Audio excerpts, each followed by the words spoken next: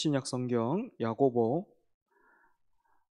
1장 12절에서 15절. 제가 가진 성경은 신약 성경 371페이지에 있습니다. 야고보서 1장 12절에서 15절 우리 같이 읽습니다. 시작. 시험을 참는 자는 복이 있나니 이는 시련을 견디어낸 자가 주께서 자기를 사랑하는 자들에게 약속하신 생명의 면류관을 얻을 것이기 때문이라. 사람이 시험을 받을 때에 내가 하나님께 시험을 받는다 하지 말지니 하나님은 악에게 시험을 받지도 아니하시고 친히 아무도 시험하지 아니하시느니라. 오직 각 사람이 시험을 받는 것은 자기 욕심에 끌려 미혹됨이니 욕심이 잉태한즉 죄를 낳고 죄가 장성한즉 사망을 낳느니라. 아멘. 오늘은 주기도문의 6번째 간구이자 마지막 간구를 함께 살펴보겠습니다. 6번째 간구는 우리를 시험에 들게 하지 마시옵고 다만 악에서 구하시옵소서, 이렇게 구하는 것입니다. 이 간구의 자세한 의미를 살피기 이전에 우리는 이 6번째 간구를 앞선 4번째 그리고 5번째 간구와 이어서 생각해 볼 필요가 있습니다. 4번째 간구는 일용할 양식을 구하는 것이었고 5번째 간구는 회개와 용서의 간구였죠. 그죠? 성도는 하나님이 주시는 영과 육의 양식을 날마다 공급받아서 사는 사람이자 또한 그 은혜로 날마다 하나님 앞에 회개하며 이웃을 용서하는 사람인 것입니다. 여기에 더해서 이 시험과 관련되어 있는 6번째 간구는 또 다른 성도의 모습과 현실을 말해주고 있습니다.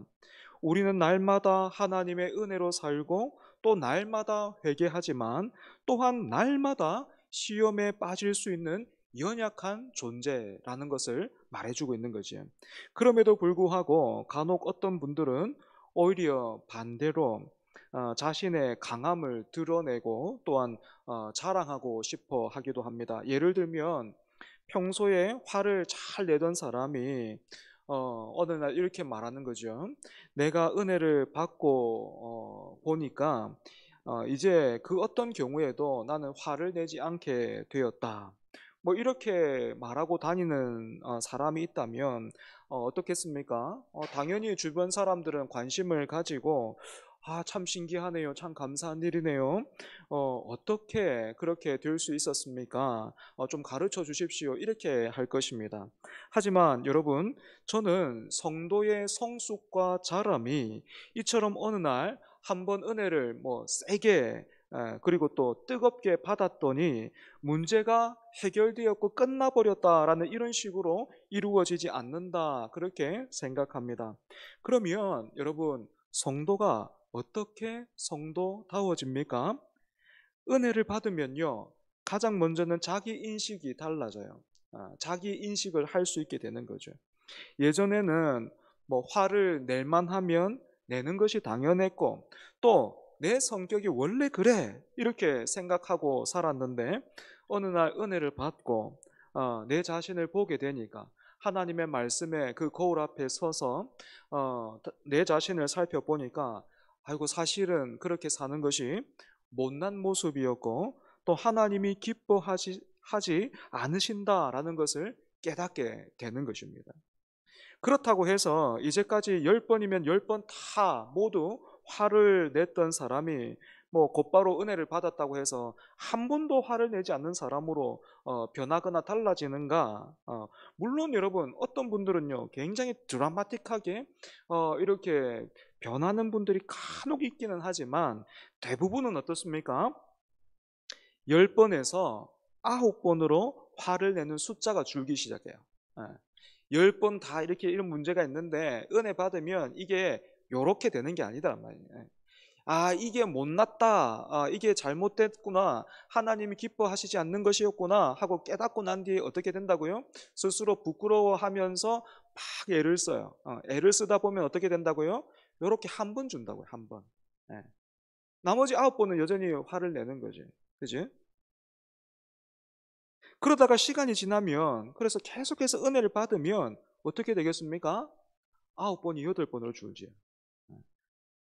그리고 7번으로 나중에 아마 주님이 부르시는 그 순간까지 한 5번 정도까지, 아니면 열심히 노력하면 한 3번 정도까지 그렇게 줄지도 몰라요. 그럼에도 불구하고 많이 줄었죠. 10번인데 뭐 5번에서 3번 정도 이제 화를 낸다면 많이 줄었지 않습니까? 그죠? 그런데도 여러분, 은혜를 받은 성도는요, 야, 이 7번, 내가 7번이나 참았구나 하는 그걸 가지고 자랑스러워하거나 드러내는 것이 아니고, 여전히 3번 화를 내고 있는 그 자신을 보면서 너무 부끄러워하는 거예요. 그래서 계속해서 어떻게 합니까? 하나님 은혜가 아니면 안 돼요 하면서 하나님 앞에 계속 매달리는 거죠.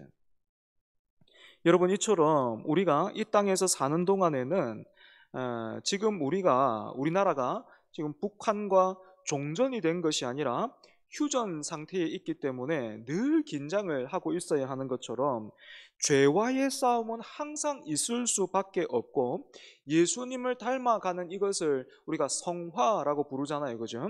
이 성화 또한 우리가 살아 숨쉬는 한 완성될 수 없어요. 마침표를 딱 찍을 수 없다라는 것이죠. 때문에 이런 내 자신과 또 상황과 처지를 아는 성도는 겸손함으로 또 사모함으로 날마다 우리를 시험에 들게 하지 마시옵고 다만 악에서 구하시옵소서, 이렇게 기도할 수밖에는 없는 것입니다.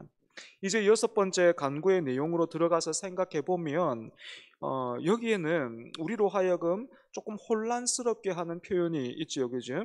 우리를 시험에 들게 하지 마시옵고 라는 이 말에서 충분히 어떤 분들은, 아이고, 그렇다면 하나님이 가끔씩 자기 백성을 시험에 들게 하신다는 것인가, 뭐 이런 생각과 질문을 가질 수 있는 것입니다. 하지만 여러분, 이 문제에 대해서 오늘 본문 13절은 우리에게 어떻게 말해주고 있습니까? 사람이 시험을 받을 때에 내가 하나님께 시험을 받는다 하지 말지니 하나님은 악에게 시험을 받지도 아니하시고 친히 아무도 시험하지 아니하시느니라. 그런데 우리가 성경을 배우다 보면 당황스럽게도 이런 구절을 보게 될 때가 있어요. 창세기 22장 1절입니다. 그 일 후에 하나님이 아브라함을 시험하시려고 그를 부르시되 아브라함아 하시니 그가 이르되 내가 여기 있나이다. 여러분, 이렇게 하나님이 아브라함을 부르셔서 명령하신 내용이 뭡니까? 독자 이삭을 제물로 바치라 하셨잖아요. 그죠? 뿐만 아니라 신명기 8장 2절을 보면 내 하나님 여호와께서 이 40년 동안에 내게 광야길을 걷게 하신 것을 기억하라. 이는 너를 낮추시며 너를 시험하사 내 마음이 어떠한지 그 명령을 지키는지 지키지 않는지 알려 하심이라. 이렇게 되어 있어요. 분명히 야고보서에서는 하나님이 시험하지 않는다 이렇게 말하고 있는데, 구약에서는 하나님이 아브라함과 백성들을 시험하고 계시지. 그죠? 여러분, 이게 어떻게 된 거예요? 구약과 신약의 하나님이 다른 분이십니까? 그게 아니라면 우리는 이 차이, 이 간극을 어떻게 이해할 수 있겠습니까? 전통적으로는 이 시험이라는 단어의 의미를 테스트와 또 유혹을 뜻하는 템테이션으로 그렇게 구분해서 설명을 했어요. 그러니까 구약에서 하나님이 아브라함과 백성을 시험하신 것은 이들이 죄에 넘어지도록 유혹하신 것이 아니라, 학교에서 아이들이 시험을 치듯이, 여러분, 학교에서 아이들이 시험을 보는 그 목적이 무엇입니까?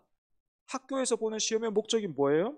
지금은 등수를 매겨서 경쟁을 시키고 아이들을 줄 세우는 그런 도구로 전락해 버렸지만, 원래 시험은 자기 자신을 알게 하는데 그 목적이 있죠. 그죠? 지금 내가 배운 것을 얼마나 이해하고 있고 그리고 또 내 것이 되었는가 점검하는데 그 시험에 고유한 목적이 있는 거잖아요. 그러니까 야고보서에서 하나님이 시험하지 않는다라는 말은 하나님이 유혹하지 않는다라는 그런 말이고, 구약에서 그래서 하나님이 시험하신 것은 테스트하셨다. 그러니까 우리의 유익을 위해서 이런 일들을 하셨다. 이렇게 보는 거예요. 그런데 여러분, 여기에는 근본적인 어떤 문제가 있어요. 무엇인가 하면, 그러면 사람이, 그러니까 우리 편에서 마귀가 주는 그 템테이션, 유혹과 하나님이 주시는 그 테스트를 명확하게 구분해낼 수 있는가? 아, 이거는 사탄이 지금 나를 시험하는 거야. 아, 이거는 하나님이 지금 나를 테스트하시는 거야. 이걸 명확하게 구분할 수 있는가 하면, 여러분 어떻던가요? 그게 구분이 되던가요? 예를 들어서요, 정말 좋은 일자리가 생겼어요. 정말 좋은 일자리가 생겼는데, 저도 과거에 그 청년 때 대학 졸업하고 1년 동안 그 뭐 취업을 못 해가지고 막 백수로 있었던 적이 있었단 말이에요. 그때는요, 정말 제 평생에 유일하게 죽고 싶었어요. 내가 이 세상에서 쓸모없는 존재가 된 것 같아가지고. 그때 제가 제일 입고 싶었던 게요, 입고 싶었던 옷이 있습니다. 뭐냐면 그 야광색 띠 이렇게 탁 둘러져 있는 그 잠바 아십니까? 회사 출퇴근하시는 그 아저씨들 입고 다니는 그 잠바 있잖아요. 그게 그래 입고 싶어. 그거 입어보면 소원이 없겠더라고. 그런데 좋은 일자리가 생겼어요. 그런데 주일에도 일을 해야 된대. 예, 월급도 많이 주고 뭐 다 좋아요. 다 좋은데 뭐 복지도 좋고 다 좋은데 주일에도 일을 해야 합니다. 여러분, 그러면 이건요, 하나님이 주시는 테스트입니까? 아니면 마귀가 주는 유혹입니까? 사실 우리 편에서는 잘 몰라요. 이게 구분이 안 된단 말입니다. 이처럼 어떻습니까?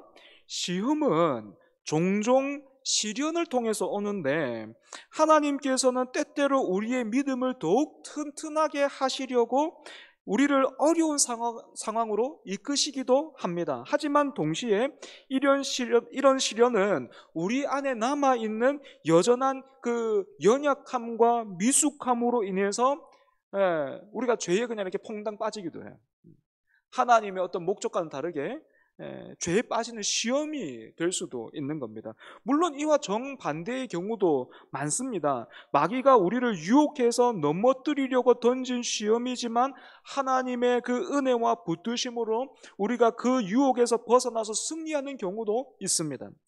사랑하는 여러분, 이처럼 오늘 우리는 어떻습니까? 하나님이 붙들어 주시지 않으면 뭐 테스트고 유혹이고 뭐 다 넘어져서 육신의 정욕과 안목의 자랑만을 따라갈 수밖에 없는 그런 사람들입니다.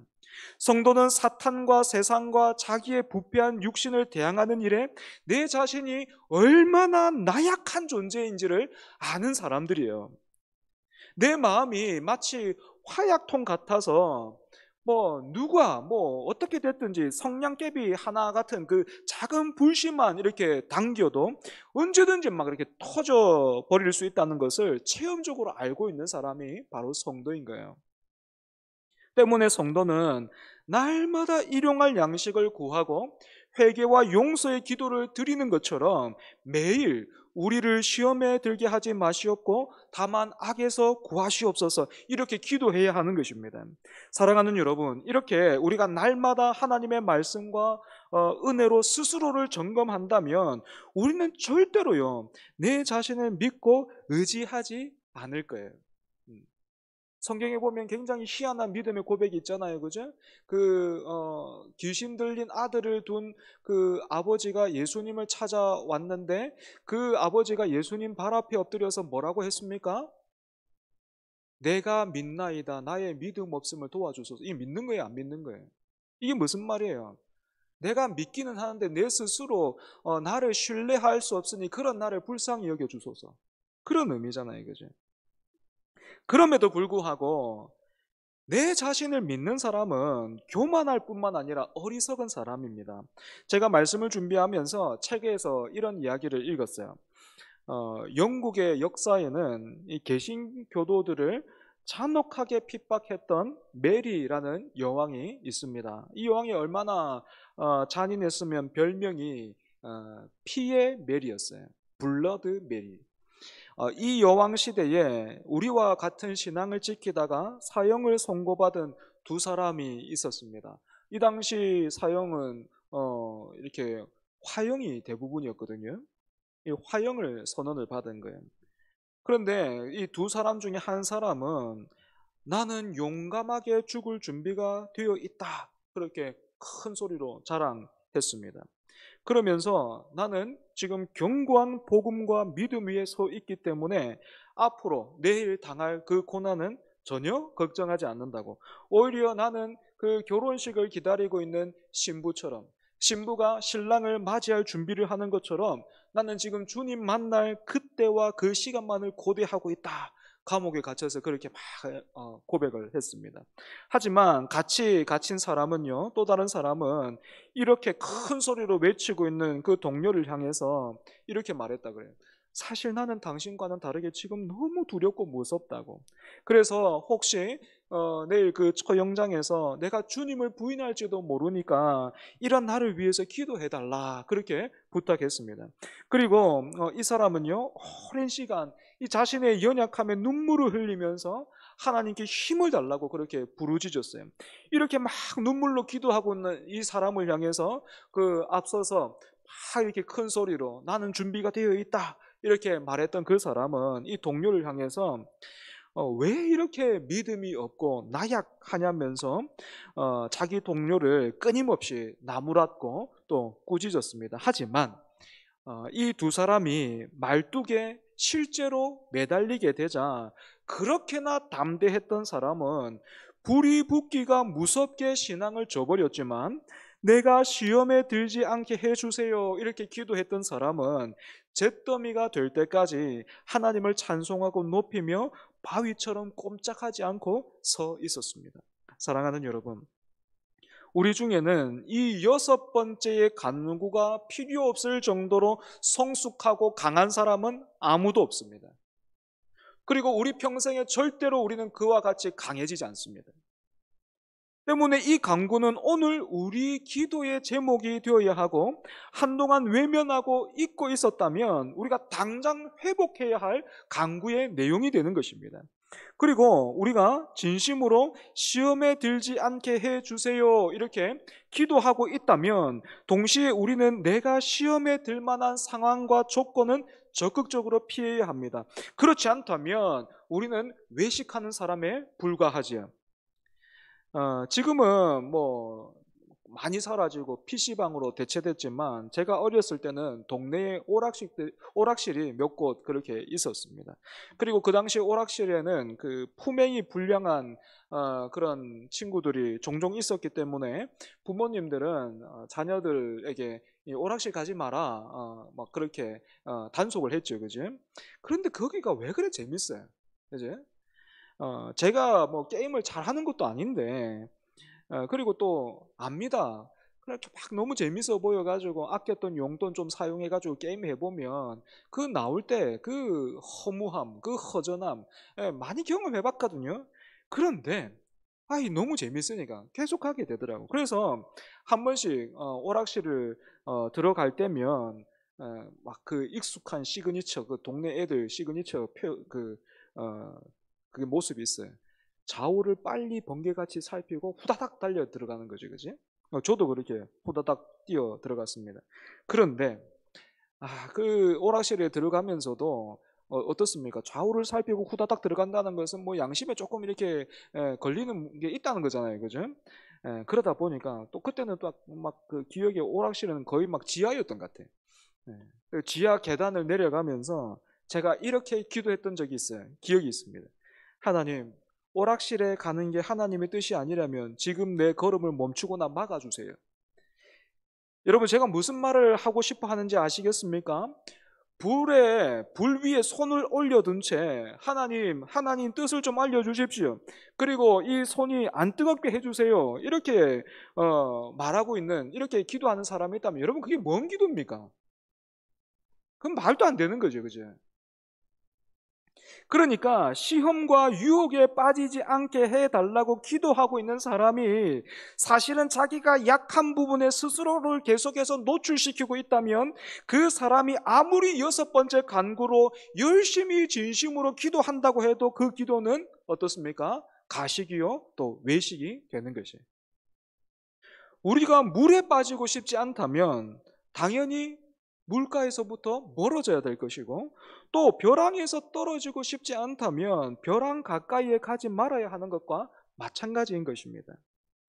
여기까지 시험에 들게 하지 마시고에 대해서 살펴봤다면, 이제는 악에서 구하옵소서 하고 구하는 이 간구에 대해서 한번 살펴보겠습니다. 악에서 구하옵소서 하고 구하는 것은요, 이 영적인 전투를 위한 기도입니다. 그렇다면 우리의 영적인 주적은 누굽니까? 바로 마귀라고도 부르는 사탄이죠, 그죠? 에베소서 2장 2절은 이 사탄을 가리켜서 공중의 권세 잡은 통치자 이렇게 부르고 있습니다. 사탄은 눈에 보이지 않는 권력을 가진 존재이고, 눈에 보이지 않는 권력으로 세상을 지배하는 세력인 거예요. 그래서 세상에는요, 지금 여전히 이렇게 전쟁이 오래 갈 줄 몰랐는데, 우크라이나와 또 러시아 그 사이에 지금 전쟁이 계속되고 있는 것처럼, 그런 전쟁뿐만 아니라 눈에 보이지 않는 영적인 전쟁이 매일 치열하게 벌어지고 있습니다. 지금도 이 예배 자리에서도 마찬가지일 거예요. 바로 하나님의 권세와 사탄의 권세와의 싸움인 거죠. 하지만 여러분, 우리는 이 전쟁, 이 싸움의 결과를 이미 알고 있습니다. 예수님의 십자가와 부활을 통해서 하나님의 나라가 이미 승리했습니다. 하지만 여러분, 그럼에도 불구하고요, 폐잔병 같은 사탄의 권세이지만 그 사탄의 권세가 우리 영혼의 치명상을 안길 수 있습니다. 예를 들면 다시 한번 우리가 북한과 지금 우리나라 상황을 두고 예를 한번 들어본다면, 많은 군사 전문가가 실제로 그런 일이 있으면 안 되지만 실제로 전쟁이 발발한다면 우리나라가 승리할 것이다 라고 그렇게 예측하고 있습니다. 이유가 뭐죠? 훨씬 더 나은 어떤 그런 무기, 최신식 어떤 시스템을 우리가 갖추고 있기 때문에 그렇죠, 그죠? 그런데 그렇다고 해서 여러분, 북한의 지도자가 그냥 같이 죽자 하면서 잘못된 선택을 해버린다면 우리에게 피해가 없을까요? 안 그렇겠죠. 전쟁에는 이길지 몰라도 우리는 굉장히 치명상을 입게 될 겁니다. 마찬가지라는 거죠. 그렇다면 이미 드러나 있는 사탄의 전략에는 어떤 것이 있습니까? 첫 번째로, 사탄은 우리의 생존 방식에 대해서 계속해서 불안을 조장해요. 그 돈 가지고 되겠어? 아직도 이 모양이면 나중에는 어떻게 하려고 그래? 하는 식으로 불안하게 만들어서 하나님이 주시는 은혜와 능력으로부터 멀어지게 만들고 다른 것을 의지하게 하는 거죠. 예.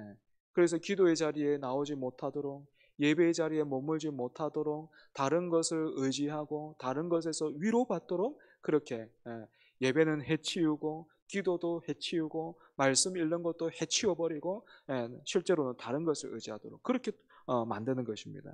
두 번째로, 사탄의 전략은 관계를 깨뜨리는 것입니다. 하나님의 은혜와 사랑은 관계를 잇고 또 회복시키는 반면에, 사탄은 우리의 말과 행동을 통해서 오해와 앙금이 쌓이게 하고 용서하지 못하게 만들어서 관계를 끊어버리는 거예요. 여러분, 이걸 잘 기억하셔야 합니다. 하나님과의 관계가 멀어지고 식어지고 문제가 생기면요, 반드시 사람과의 소통에서도 문제가 생깁니다.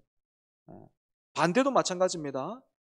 사람과의 소통에서 문제가 생기고 있는 것은 무슨 뜻이겠습니까? 그 사람이 지금 하나님과 바르게 소통하지 못하고 있다는 증거예요. 막 이렇게 대화를 하는데 계속해서 막 자기 이야기만 하고 귀 기울이지 않고 막 막무가내로 가고 자기 뜻만 옳다 하고 그런 사람들은요, 하나님 앞에서도 그러고 있을 경우가 많아요. 하나님 앞에서 기도한다고 하는데 자기 이야기만 하는 거예요. 자기 이야기만. 하나님을 가르치려고 가르치고 있고, 또 하나님을 이렇게 막 끌고 다니려고 하고, 그런 경우가 많습니다. 여러분, 잘 기억하셔야 합니다. 그러니까 하나님과의 관계가 바른 사람이, 건강한 사람이 사람과의 관계에서도 어떻습니까? 건강한 관계를 맺을 수 있는 거예요. 사탄의 세 번째 전략은 앞에서도 말한 것처럼 우리의 약한 부분을 공격하는 겁니다. 쾌락을 자극하고 채워주면서 더 큰 쾌락으로 이끌어서 마침내는 그 삶을 공허하게 만들어버리는 거죠.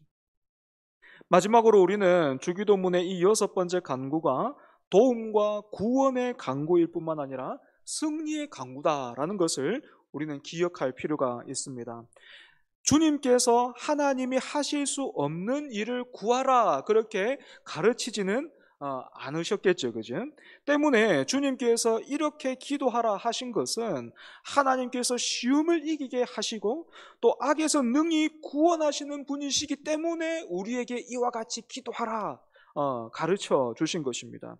그래서 우리는 이 간구를 통해서 죄에 대항하고 마침내는 승리할 수 있는 거죠. 말씀을 정리하겠습니다.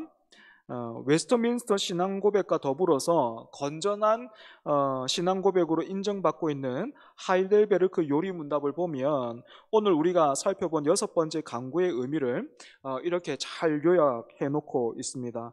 우리 화면을 참고해서 같이 한번 보겠습니다.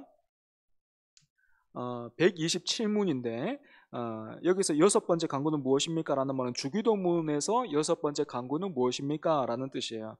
제가 문제를 읽을 테니까 여러분들 답을 같이 한번 읽어보면 좋겠습니다. 여섯 번째 간구는 무엇입니까? 우리를 시험에 들게 하지 마시옵고 다만 악에서 구하시옵소서로 이렇게 간구하는 것입니다. 우리는 너무 연약해 스스로는 한순간도 설 수 없사오며 철천지 원수인 마귀와 세상과 우리 육신이 우리를 쉴 새 없이 공격하오니 주님의 성령의 능력으로 우리를 붙드시고 강하게 하셔서 우리가 이 영적 전쟁에 쓰러지지 않게 해주시고 마침내 완전한 승리를 거두기까지 우리 원수를 항상 굳세게 대항하게 해 주시옵소서. 네, 이런 기도의 내용이에요. 네. 그래서 우리가 배운 이 강구의 내용들을 요 뼈대를 잘 살려가지고 우리말로 이렇게 살을 붙이면 어떻겠습니까? 기도가 굉장히 풍성해지겠죠, 그죠? 사랑하는 여러분, 이 간구를 가르쳐 주신 주님은 죄와 사망에서 승리하셨을 뿐만 아니라 우리처럼 되셔서 우리와 같이 되셔서 우리의 약함을 아시고 동정하시는 분이십니다. 하지만 한때 저는 계속해서 죄에 넘어지는 제 자신을 보면서 예수님은 죄와 사망에서 승리하신 분이니까 멋지게 이기신 분이니까 이런 나의 비참함과 연약함은 모르실 거다. 야, 이건 예수님 모른다. 뭐 이렇게 생각했던 적이 있습니다. 하지만 여러분 그렇지가 않아요. 우리는 죄에 대해서도 예수님보다 더 안다 말할 수 없습니다. 왜냐하면 우리는 죄와 끝까지 싸워본 적이 없어요. 그죠? 사실은 어떻습니까? 언제나 막 유혹당할 준비가 되어 있는 사람이잖아요. 싸울 준비라기보다는 유혹당할 준비가 되어 있는 사람이잖아요. 그죠? 음. 하지만 예수님은 어떤 분이십니까? 유일하게 죄와 끝까지 싸워서 승리하신 분이에요. 때문에 고비고비 내 자신을 믿고 의지하는 것이 아니라 승리하신 주님을 따라서 간구하는 저와 여러분 되기를 바랍니다. 함께 기도하겠습니다. 하나님, 우리에게 일용할 양식을 주시고 또 받은 그 은혜를 따라서 내가 1만 달란트 빚진 자임을 하지만 탕감받고 용서받은 그런 은혜를 입은 자인 줄 알고 내게 100데나리온 빚진 동료를 지체를 용서해 주는 우리가 되게 하여 주시고 뿐만 아니라 우리가 매일 하나님 앞에 시험에 들게 하지 마시옵고 악에서 구하옵소서. 하나님, 나는 힘이 없습니다. 연약합니다. 늘 넘어집니다. 이런 나를 긍휼히 여기사 은혜의 사슬로 묶어 주옵소서. 예수 그리스도의 승리가 오늘 내 것이 되게 해 주옵소서 하고 끊임없이 기도하는 우리 모두가 되게 하여 주시옵소서. 하나님, 그래서 참으로 우리가 배운 기도의 내용으로 주님처럼 주님과 같이 내 옆에 있는 또 내가 보기에 부러워하는 저 사람처럼 되는 것 아니라 우리 주님과 같이 기도하고 주님과 같이 살기를 바라고 사모하고 힘쓰는 우리 모두가 되게 하여 주시옵소서. 이 간구로 하나님 앞에 나아갈 때에 주님께서 가르쳐 주신 대로 나아갈 때에 하나님 들으시고 응답하시며 큰 은혜 경험하는 그런 복을 허락하여 주옵소서. 예수님 이름으로 기도합니다. 아멘.